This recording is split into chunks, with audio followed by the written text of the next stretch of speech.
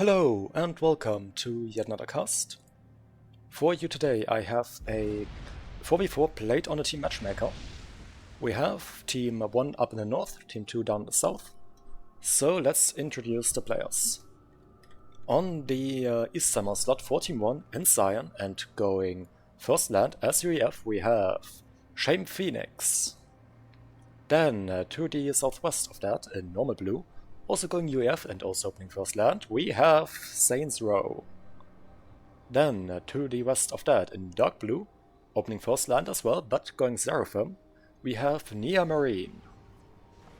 And last player of the northern team, team 1, to the north of that, another UEF, also opening first land. In purple we have Sir Professor. Now for team 2 in the south. On their westernmost slot in the Piss Yellow, going Cypern and opening first land, we have Soul Ripper Noob. Then to the northeast of that, in red, also going Cypern and also opening first land, we have Don Gringo. To the east of that, in this burgundy red, also going Cypern and also opening first land, we have Chanbro. And last but not least, going Seraphim, in orange and opening first land as well, we have sorry about that, just had to sneeze. We have inexorable, or however you pronounce that. Inexorable. Orange. We have orange. I have a hard time pronouncing that. Now, map is Falconstone River, which has this nice colored circle in the middle and a bunch of empty space, which, well, I think it is technically pathable and possible to get out of there, but there is literally nothing there around that. Map is symmetrical and all. Otherwise, since there is technically the ability to go outside, you could get, could maybe give some unfair advantage if there's some difference in the way it is pathable. But yeah, talking about the map, bunch of reclaim, let's just check the total amounts, if that thing actually popped up. 35k roughly. 1k has already been reclaimed, so yeah, roughly, let's just say roughly 35k reclaimed. Team 1 a lot faster on that reclaim game than Team 2. Already up to 1.3k, unlike their opponents. And also by the looks of it pushing out a lot more aggressively with those ACUs right now. Though the southern players are now also getting there. And also nice to see some NGs out from Soul Ripper Noob right here. Quickly expanding into this area. Grabbing those maxes. Transport out right here for Shame Phoenix. Dropping very aggressively right up here. A position that Chanbro might be attempted to push. Though, never mind, they are instead going for the naval stuff right here. Where there's also a juicy Salem rack. And a bunch of nice rocks.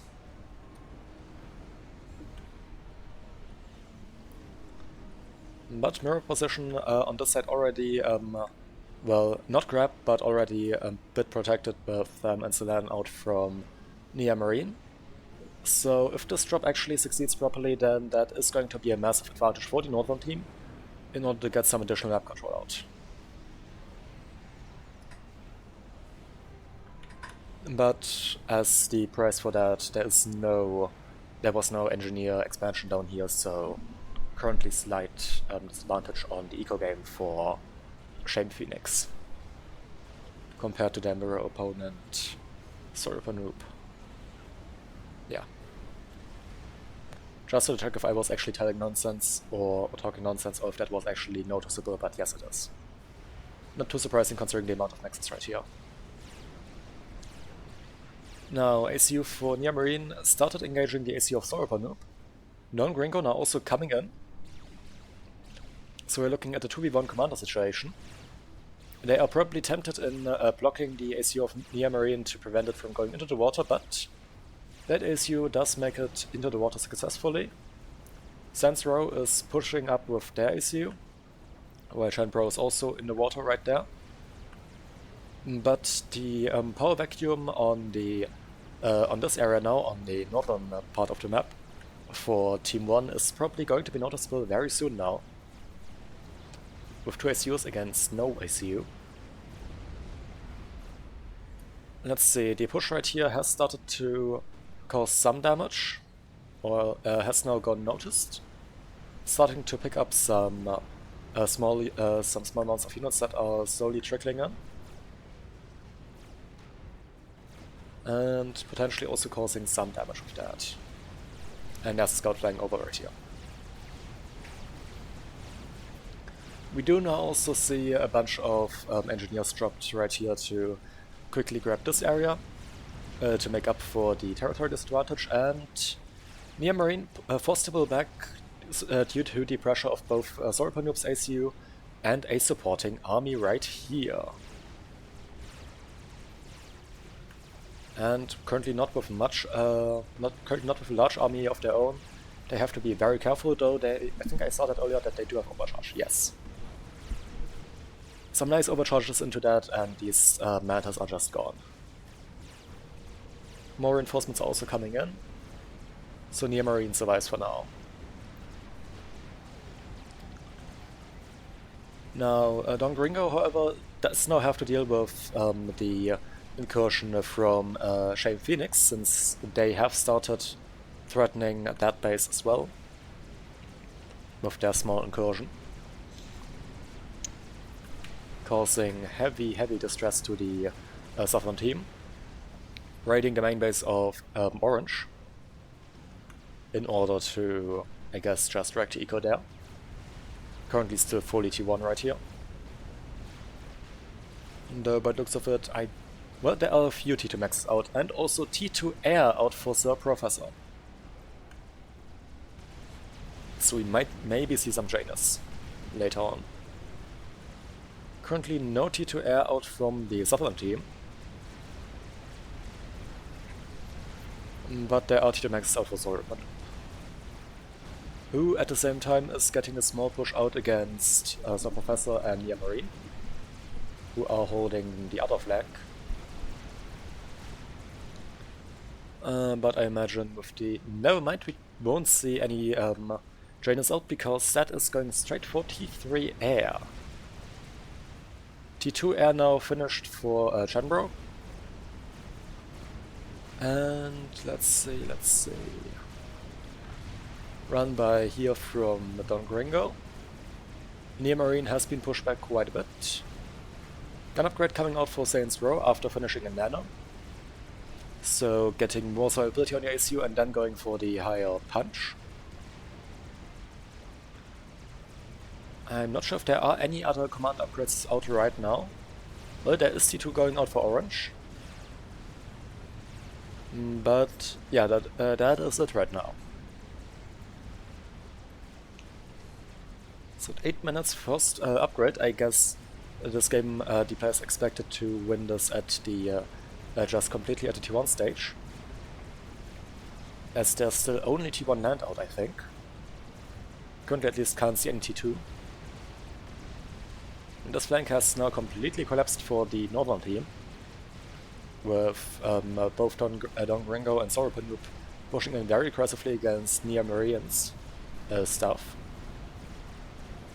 Gun upgrade about to finish for Sans Row, and immediately ordered to push against Don Gringo's ACU, who is immediately pulling back. Gun now going up for Chenbro, and also for Shame Phoenix. T2 land out for Saints Row as well. So they will probably be throwing out some pillars very soon. Okay, everyone is now going for gun. And we also see T2 Air out for Shame Phoenix now. Maybe we can see some Janus, that's what they are called. Some Janus shenanigans with that. Currently no T2 out, a bunch of mantis harassing that T2 HQ, while those engineers are just peacefully building their P-Gen. Okay, more players on Northern Team are also achieving T2. Guns still underway for Shame Phoenix, though they are currently being pushed by Orange, who has started PD creeping. And that could be a big issue for Shame Phoenix, as they are rooted on the spot, onto that spot due to the upgrade. However, their army is currently able to just annihilate the small force of Orange. And that might be able to... yeah, I think that will be enough to overwhelm the PD, though there are more reinforcements coming in. However, this will probably buy the ACU enough time to actually finish its upgrade. And okay, the PD does actually survive, but the ACU is 95% done, about to finish, and there it goes. Though no move command, still just standing there. Okay, it started moving. Good to see. Now we have stealth going up for Sorapanoop, I guess intending to be more aggressive with that. And this entire flank right here has completely collapsed now. Though we do now see pillars on the field.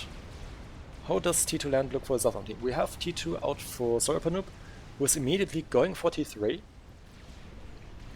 So Brick's not that far.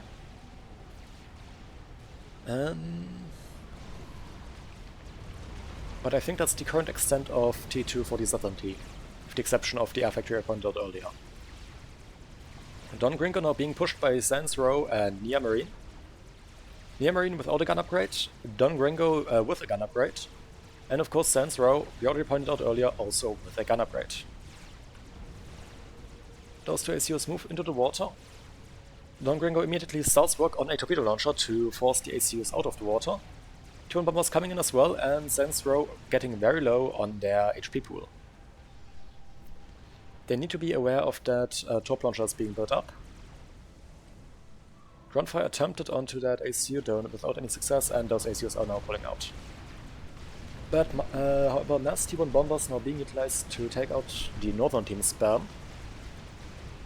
Would be nice to see some spam out from, not some spam, some flag out from Saints Row utilizing that T2. As that is very powerful in dealing with the with T1 bombers. But instead we do see some parashields, which should also do a good job.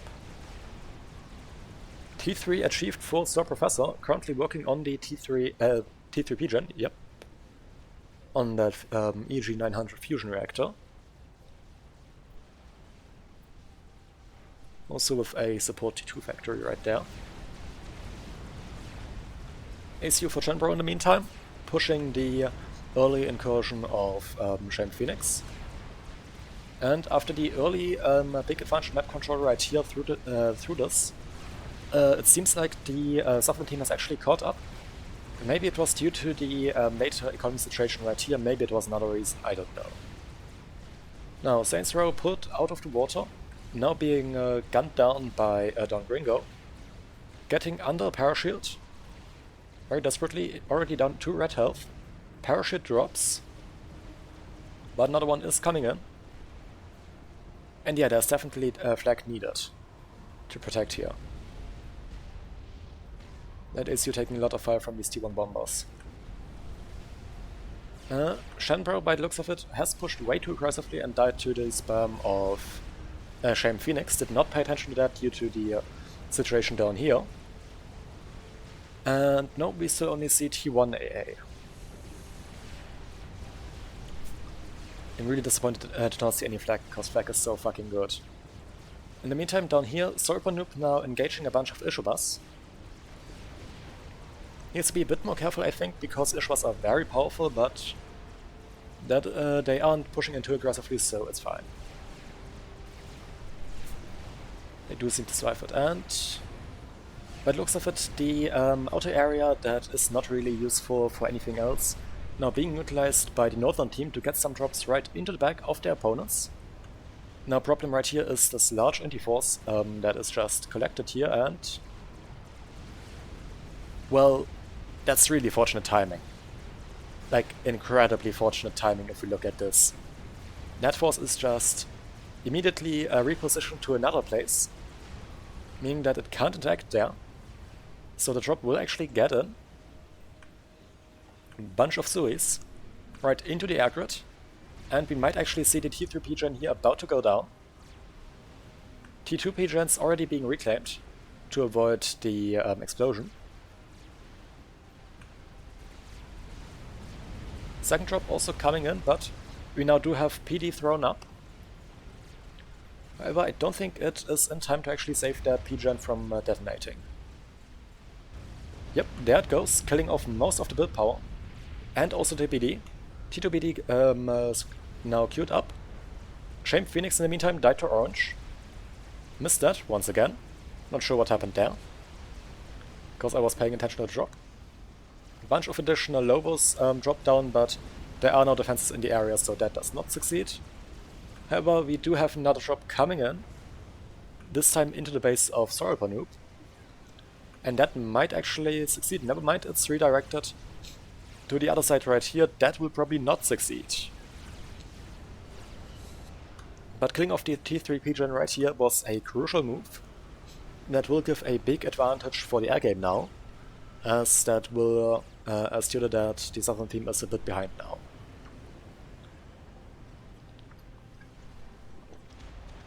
While second drop was a lot bigger. And this one also going for the iron reactor that's being rebuilt, taking that out successfully, killing off that wreck. The T2 transport in the meantime still being utilized in the area just as a gunship to prevent to just damage stuff, but the RT did get killed off. However, that first drop was very successful. Near Marine now pushing up against the AC of Sorapanoop. Sorapanoop with nano and gun, so Near Marine needs to be really careful here. They do have a bunch of Ishivas coming in. Maybe they are hoping that they can just take the fire for the Ishivas and host that commander down with the Ishiva fire. But the ACU immediately retargets onto the units. Never mind, that ACU is still blocking a bunch. And with that, Sorapanoop is actually going down to this push, but not before we have bricks on the field. And those will be really effective at taking out Ishivas, because bricks are super powerful. They get gifted over because, of course, it's the matchmaker, so it's all full share. They have a very annoying fly. But yeah, due to that, no base and stuff like that is lost. We are now looking at a 2v3 situation. And Saints Row now with a large force of T2, currently still against a primarily T1 force out from Don Gringo. Though there was the jump to T2 and now slowly development of T3. T3 already finished for Saints Row though. So they can soon just build Titans at Percival's, which would be very devastating.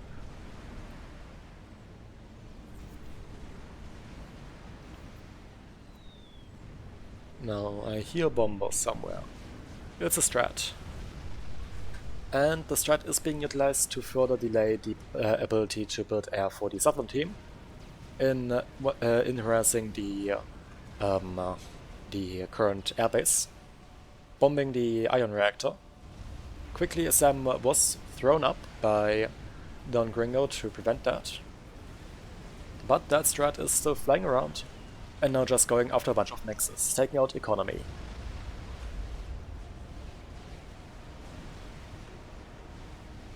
Currently with 5.6k, 5.7k mass kit and 1 rank of veterans here already done. Is continuing its journey, and what is it attacking next? Probably this max right here. Yep. And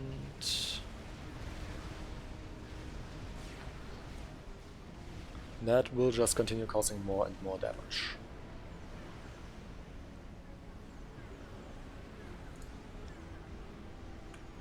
Now, how's economy looking? Economy is actually still pretty even. Team 1 slightly ahead. Currently with around, well, okay, that gap is of course widening due to the current strat situation, taking out some PD. But currently, yeah, we're now looking at a 14 mass advantage for the Northern team. Not insane, but still notable. And the strat is going for a repair order on a air staging facility. That will make that a lot more annoying to deal with now, because this way a full HP strat is going to be more annoying to shoot down, especially with that veterancy. Ambassador finishes, and it's going right back out. Or is it? Yes. And probably gonna start its next bunch of strat runs.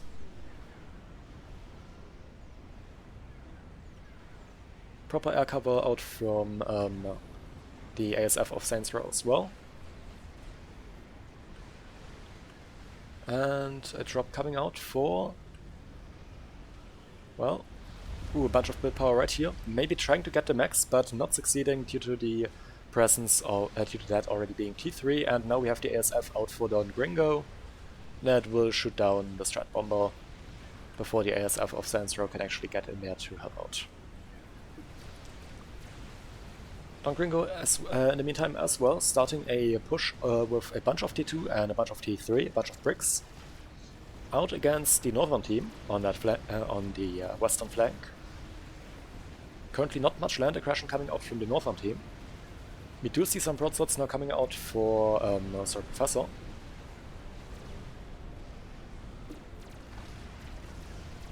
But I'm not sure if those will be sufficient due to the presence of both flag and mobile A missiles. The presence of the sponsors.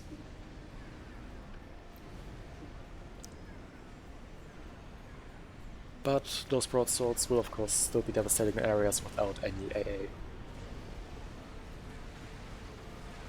But Saints Row should definitely pull back and is doing exactly that due to that push now coming in. Problem here, the ACU is lower than the units. So that will probably take a bunch of fire. There is the nano upgrade that might increase survivability a bit. But I'm not sure if that will be sufficient to save Saints Row in this situation. PD also desperately quickly built up by the Northern team to defend. Strat bombers attempted to be utilized for defense as well, but immediately shot down due to the AA. And the army is now pushing right into the main base. Though Saints Row made it into the protective area of a bunch of PD and can now just overcharge into the spam. Broadsword does make it into the area, taking a little bit of fire. Here Marine needs to be a lot more careful since that ACU is without any upgrades. Just 2 ranks of veterancy and already being focused down. But never mind, stuff retargets. And of course the commander will get very fast off of this, due to the high mass value of all of these units. And with that I think they will probably survive this, and though I will still say that this is a risky play. Air Force out for Don Gringo. Killing off the gunship. And this might actually be a air win for the Southern team. Well, never mind, I think there is still air numbers out for Saints Row. Therefore, it's a bit hard for me to tell right now. We see some bad turns, so maybe not. No, I think that does actually end up as an air win for the Southern team. So Professor, in the meantime, nice to the brick push that came through their area, right here.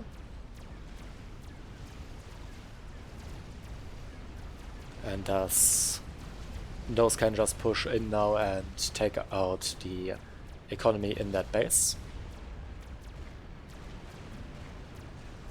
Bigger air grid now started for Saints Row.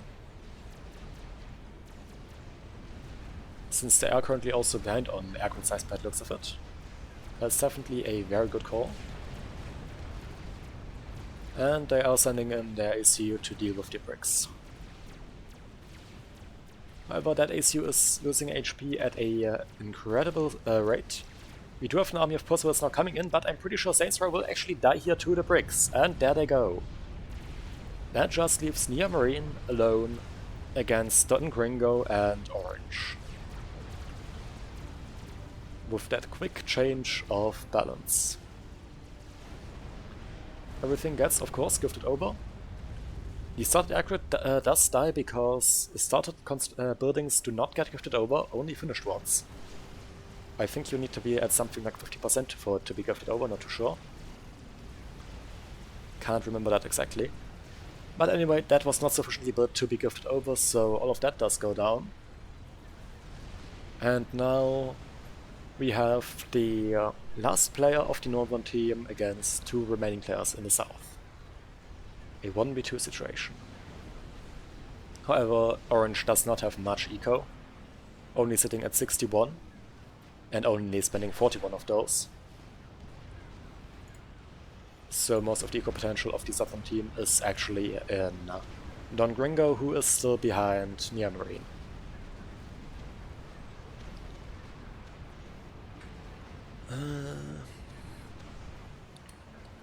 With the complete army of Don Gringo, however, pushing up into the north, there was now the ability for a small run-by right here with a T2 force for Nia Marine against Don Gringo. Trying to push in. Problem here is that we now get a wall of T1 PD that will just wreck the army pushing in, with a backline of T2 PD as well. This is in no way ideal, but it's good enough to actually just take out any push that's trying to get in there. So that force just gets completely shredded. It does kill off a bit of build power, but honestly that was probably a massive mass stun. Percy's were moving through the water, but decided to not go for it due to the situation. And instead try to pull back, though getting some shots off into the PD. However, Near Brick Force already engaging that now, so nothing to be gained there. Area up here collapses due to a T1 and T2 push out from Don Gringo. Bunch of eco going down there. And let's see, we are well into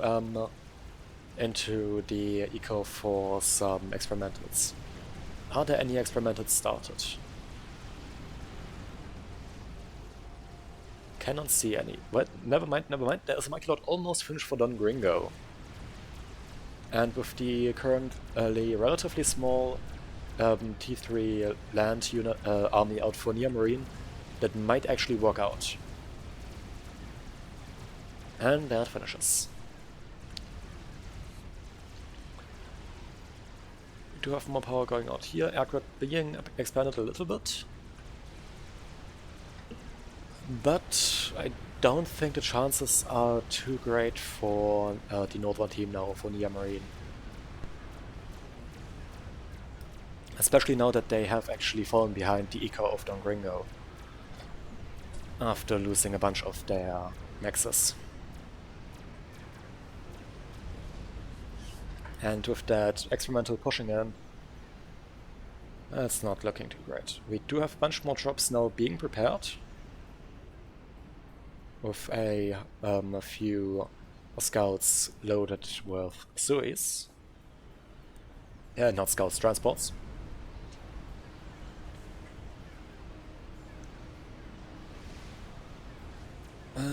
But I'm not sure that will succeed, and we already have strats building up right here in the back for Orange. So this will probably just result in a strat snipe.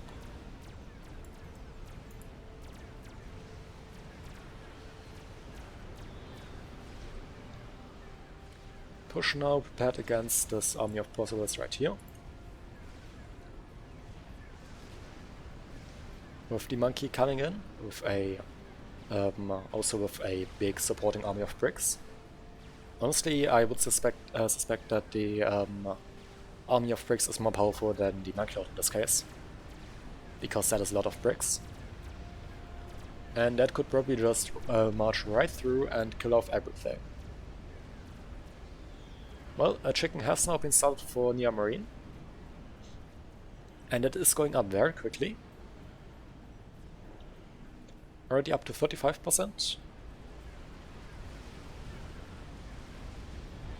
And right, we do see some Janus being utilized right here to deal with a few Mantis that made it through the back. But there's 2 strats now coming in. Are they going... no, they aren't going for the ACU snap, they are... Oh, would you look at that, a nuke has been started by Near Marine. Probably a big misplay, as nuke takes a long time to load, and the opponent has shown their interest in actually pushing in, which means that you're better off actually messing that and stuff to hold off that push and possibly push back, instead of going for a nuke. Because, well, you can't be sure that the nuke finishes. The Strat Bomber does make it in, almost killing off the nuke, but killing off most of the build power here. Another thing is, there is SMD out for the southern team, so they are prepared for a nuke. I don't think that that nuke is the play here. Like, the frontline situation for Near Marine is currently not stable. You want to go standoff, as I think I already explained that in my last cast. The ideal situation to go standoff, or the ideal case for you when you want to go standoff, is when when your fronts are guaranteed to be stable, and you're not going to lose in the next few minutes. And well, ideally also when you're already up on map control and econ, stuff like that. Though that is a bit optional. If your opponent isn't really pushing too much, you can risk going nuke if that isn't the case. But in this case, Don Gringo is playing very aggressively, so the nuke, as already said, big misplay. That might actually cost Near Marine the game.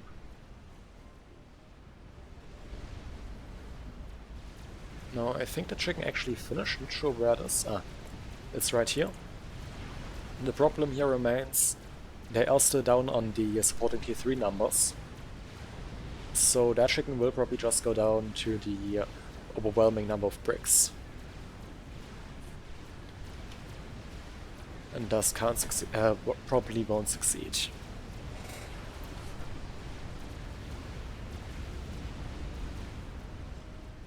Well, nuke is... can't tell how far the nuke is loaded, I'd say around around 2/3, roughly. So it is getting very close to loading, but if you have this on your front porch, or on right on your front door, you don't want to go for a nuke. And I have to say, something like that coming was very predictable, as that stuff was scouted. A lot of Jane is now being brought in to try and take out the all of these bricks. Monkey Lord in the meantime just killing off the base that once belonged to Shame Phoenix, farming veterancy off of that, and thus regenerating health. And there is still a AA in the area. Air Force for Don Gringo is now pushing in as well, or pulling in as well, to take out the Janus. I think. Maybe not. And that Monkey Lord will probably be able to just take out that nuke, probably before it's launching. It does have a target set. But once again, there's the issue, there is SMD right here. This one is about to load. This one is loaded. And nuke is going for an area that is also loaded. Not that that will matter anyway, because the Monkey Lord has made it into range, and thus that nuke will not survive. There it goes, it takes out the P-Gens surrounding it as well. And the push is continuing in now. Something like that was very predictable with the fact that there was the Monkey Lord and the stuff like that they are coming in. But yeah. Standoff technology, only when you can be sure that you will be able to finish it and fire it. And ideally also when you are already up on eco.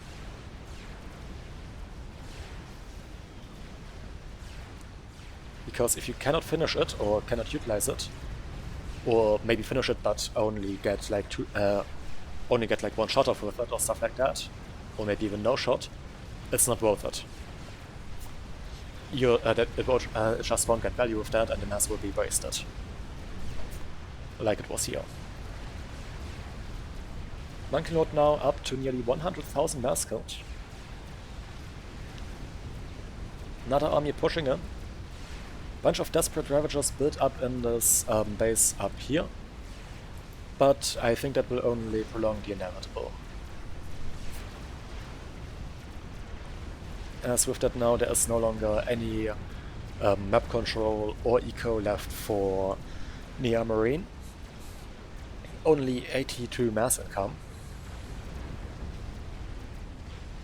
against the 467 roughly out for Donor Gringo. The shields do collapse, and the bricks are now firing down into the ACU, and there they go.